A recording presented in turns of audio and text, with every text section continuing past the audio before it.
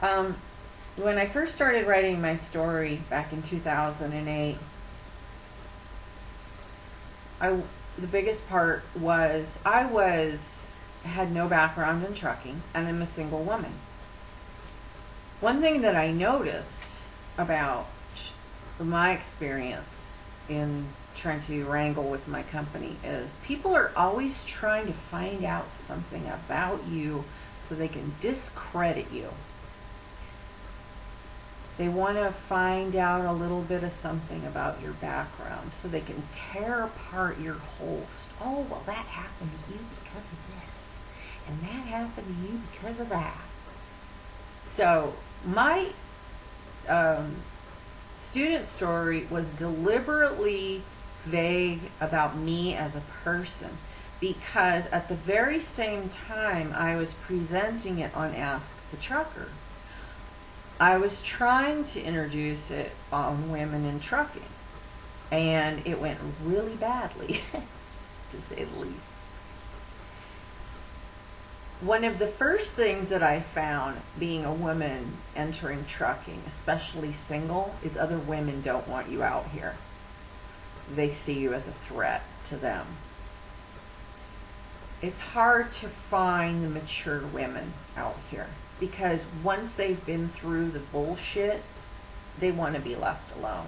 So once you find them, they're really, really cool, but they don't want to get involved in the bullshit anymore. So it's hard to sort through the trash to get to the treasure is what I'm trying to say. I wanted to be vague about my personal because people, they go, oh, well, that happened to her because of this. Tell us more about your personal life so we could tear it all apart. Without seeing the story. There was people that were like, well, I had a tire fire one time, and I'd say, really, what'd you do to fix it? Oh, I just asked my husband to come out of the sleeper.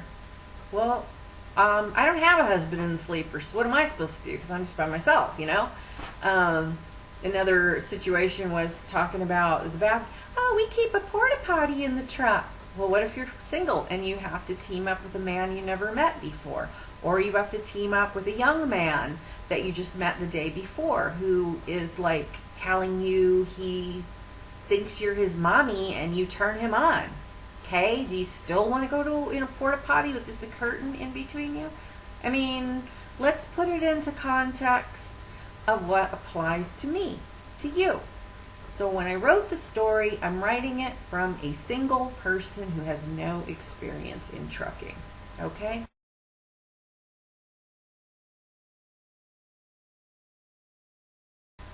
I say in my story that I wanted to approach this like joining the Army. No quitting. My ex-husband was in the Army. My ex-husband is a retired major. He taught at West Point. His father was also career military. My daughter was in the military. I was a military wife at Fort Hood. I wanted to approach entering trucking and say there's no turning back. If I had joined the Army, if I was having a hard time, could I just go up to the drill sergeant and say, I can't do this anymore? And what's he going to say? Too bad. You're still going to have to do it. So that was my approach to the training. I love driving on the road. I like being by myself. I don't have very much overhead. My kids are grown up and gone. I don't maintain a residence. That's my personal situation. A lot of the women that I've met who are about my age are in my situation. They're single. Their kids are gone. They don't maintain a residence. They don't have to go home on a certain time. They don't have a lot of overhead anymore. Okay, so if they want to starve me out, I'll eat peanut butter and jelly sandwiches, you know. But not everybody can do that, so you need to know that.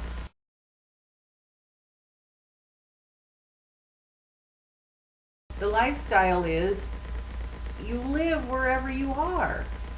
I am in a motel room right now. I don't always rent a motel room, but it's Christmas. Last night it was Christmas Eve. I'm all by myself. I got my dog. I got my Christmas cookies. I got the last fried chicken at Walmart. I mean, it's not the ideal situation for Christmas, but I'm making the best of it, okay? They got laundry here. I'm in here making videos of myself like some kind of freak, but I'm having a good time. I might go and get my nails done if I can afford it. I might go get a massage. I got a massage membership where they have locations all over the country. I call in advance. I see if there's somewhere I can park the truck, and I walk the rest of the way. I do that for Starbucks. I do that for my nails. If I was a man, maybe they like to go to, I don't know. Not my business, okay? That's not my business. I'm just saying, you go to a movie, the lifestyle means you live where you are. If I gotta find a place to mail stuff, and over time, you know, you start knowing certain towns. I say, oh, I'm going to that one town. I know where the movie theater is. I know where I can park the truck and get to A, B, C, and D within walking distance or whatever. Some drivers keep a bicycle or something, you know. So you need to evaluate what you must have. There are people that just, they must have this every day. If you have a lot of must-haves in your life on a day-to-day basis, you're going to have trouble with the lifestyle of trucking.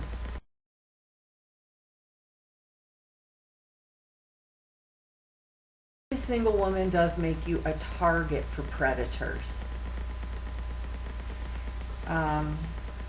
You can request a female trainer, but the chances of you getting one is very slim. They're very rare.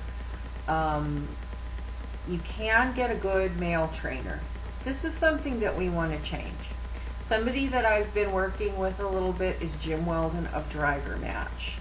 He's actually a trainer for another big carrier that I have not always given praise to, but I do know a lot of people at that company, and he's done something really unique. He has Driver Match. It's where people can find a good co-driver for themselves, and they put in their criteria.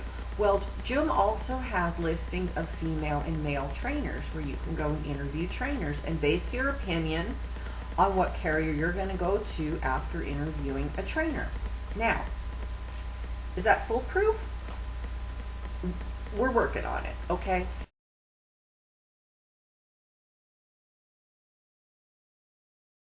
A good trainer, word of mouth, and to expose the bad trainers by word of mouth. That affects the carriers. Carriers should recognize that.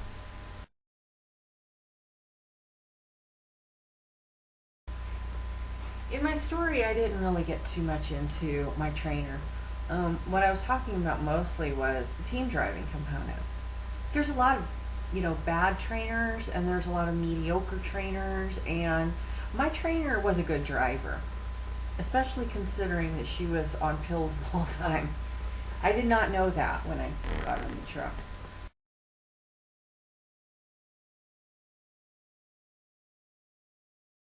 The training part is only 35 days, but the team part of the training was 6 months. They don't tell you that it's classified as training. And I saw some people that left and tried to get jobs at other carriers, and they would say, oh, on your DAC it's classified as all training, therefore you have no experience. So they had done maybe 4 or 5 months, and they were told they could get another job, and then when they tried to get another job, they said, no, it's classified as all training.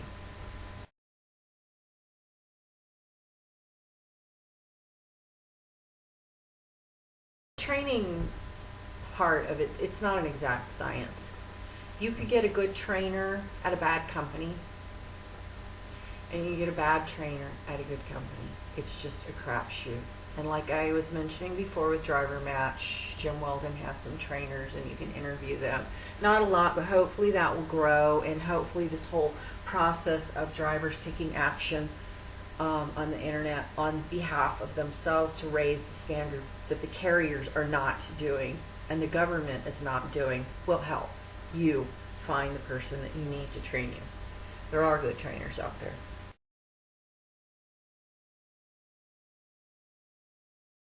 The chances of you getting a female trainer is rare. They're not easy to find. And if they're good, sometimes I've found women that quit training because they kept being given students that were like just out of drug rehab and had the shakes or had some sort of issues that nobody else could deal with them, and for some reason they think that the woman trainer is going to be like their mommy or something, and they just get burned out, and they're like, they give me every moron that comes off the friggin' boat, and I cannot deal with all of this. If you wanted to be somebody's mother, you'd stay home and continue being a mother to your own kids. That's one thing that burns out women from being trainers is they keep assigning them the worst students.